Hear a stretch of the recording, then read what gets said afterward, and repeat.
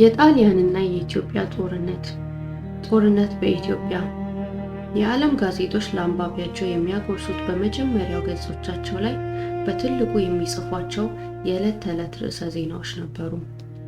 ግን በእውነት ይሄ ጦርነት ነበር? በፍጹም ይህንን ጦርነት ነው ብሎ ማመን አይቻልም። ሙሶሎኒ የጦርነት ትዕዛዝ ሳያውጅ የነፃን አገር ድንበር ጥሶ በማን አለብኝነት በአውሮፕላን ቦምብ ህዝቡን የሚጨርስ ወታደር ጦርነት ላይ ነኝ ሊል አይችልም።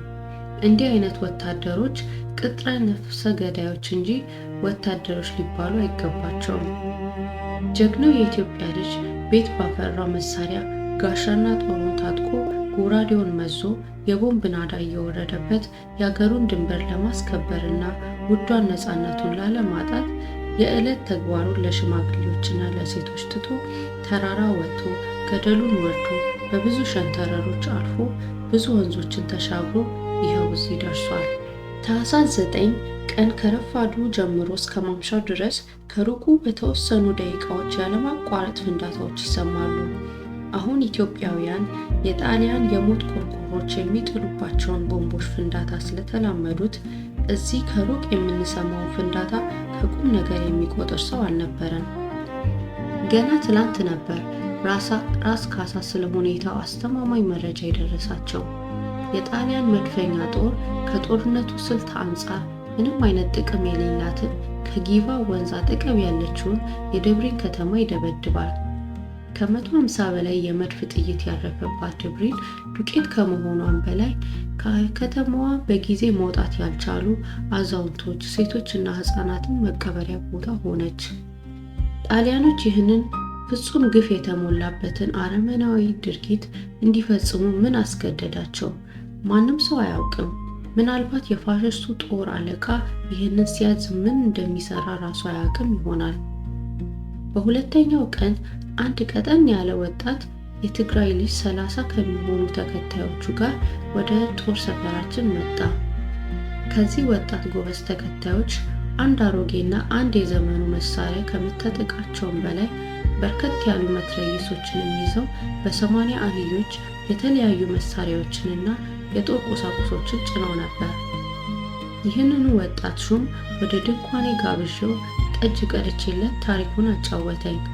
ይህ ወጣት ሹም ከተከታዮቹ ጋር ከወር በፊት የጣሊያን ጦር ሲከታተሉ አልፎም ኤርትራ ግዛት ውስጥም እየገቡ በጠላት ላይ ጉዳት ለማድረስ ቢሞክሩም ሳይሆንላቸው እየቀረ እንዲሁም ተራራውን ተገኝ እያደረጉ አመቺ ሁኔታዎችን ሲጠባበቁ ከ10 ቀን በፊት ወደ ኤርትራ ድንበር አካባቢ ከዋናው የጣሊያን ጦር 150 ኪሎ ሜትር ርቆ ወደ እንጢጮ በሚወስደው መንገድ አፋፍ ላይ መሽጎ ሳለ እታች እንቆላ ውስጥ በጠባቧ ሸለቆ የጣሊያን ጦር ሲርመሰመስ ያስተውልና ጣሊያኖቹ ተጠቃለው ወደ ሸለቆ መንገድ መግባታቸው ካረጋገጠ በኋላ ለውጊያ ተከታዮቹን ያዛል።